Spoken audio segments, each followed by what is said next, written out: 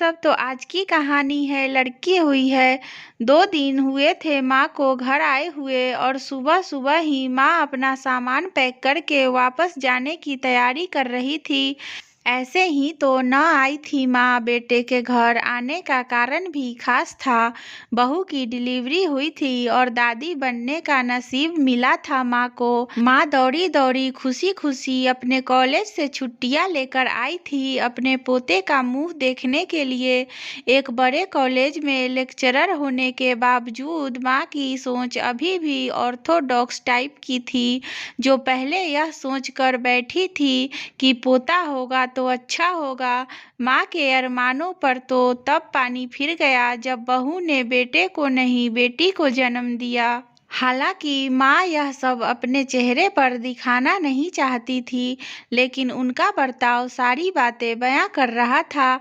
माँ को वापस जाने की तैयारी करता देख बेटा माँ के पास आया और माँ से बोला, माँ 2 दिन तो हुए हैं तुम्हें आने को और तुम जाने की तैयारी कर रही हो। अरे बेटा, तुम तो जानते ही हो कॉलेज फिर से शुरू हो गए हैं। तुम्हारे पापा और मेरे लेक्चर फिर से शुरू करने पड़ेंगे। ज़्यादा छुट्टियां भी तो नहीं ली थी मैंने। जाना तो पड़ेगा, लेकिन तू चिंता मत कर। थोड़े दिन बाद मैं और तुम्हारे पापा दोनों वापस आएंगे। अगले दिन सुबह सुबह माँ नहा धोकर जाने के लिए तैयार थी। बेटा किचन से चाय बनाकर माँ को देता है।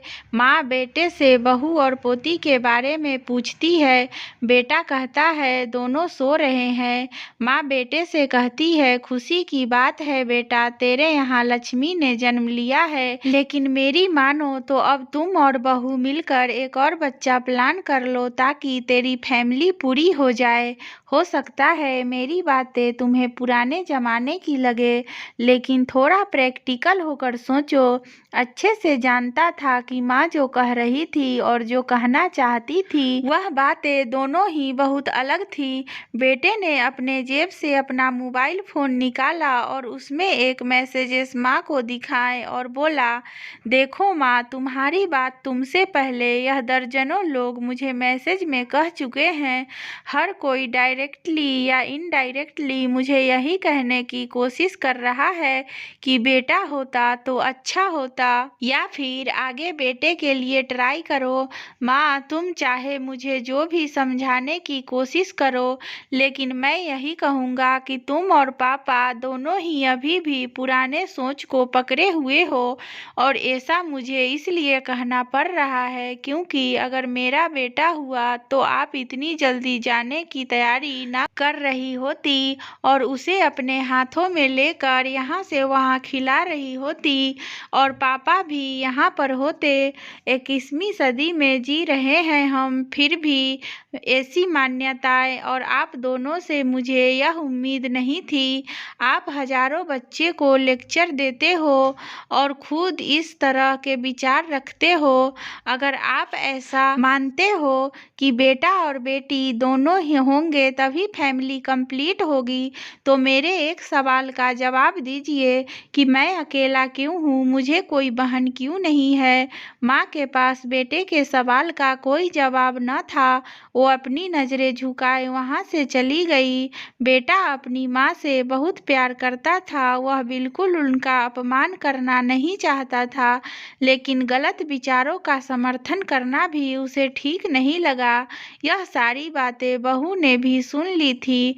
बेटे ने उसके पास जाकर उसका उतरा हुआ चेहरा देखकर उसे समझाते हुए कहा, देखो चारू, तुम्हें माँ की बातों से या किसी और की बातों से परेशान होने की कोई ज़रूरत बिल्कुल नहीं है। मुझे कोई फर्क नहीं पड़ता कि मुझे बेटा हुआ है या बेटी।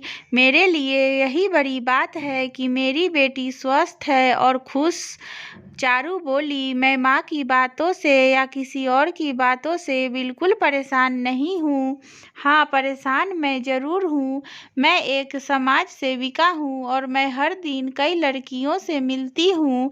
अचरज की बात है कि मुझे आज तक एक भी लड़की ऐसी नहीं मिली जो कहती हो कि लड़की होने की वजह से उसे अलग तरीके से ट्रीट ना किया गया हो, कुछ सहना ना पड़ा हो। मैं खुद एक औरत हूँ और इस बात का अनुभव मैंने भी किया है। और अब जब हमारे घर में भी एक लड़की ने जन्म लिया है तो मैं परेशान हूँ।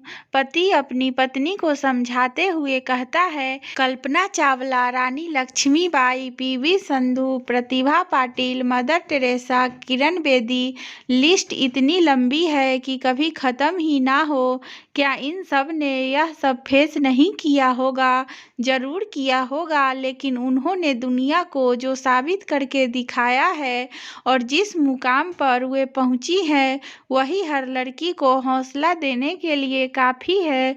और इन सब में जो सबसे पहला नाम आएगा जो हमारी बेटी को हौसला देगा वो है चारू शर्मा, यानी कि तुम्हारा। हमारी बेटी की हिम्मत और ताकत बनोगी तुम।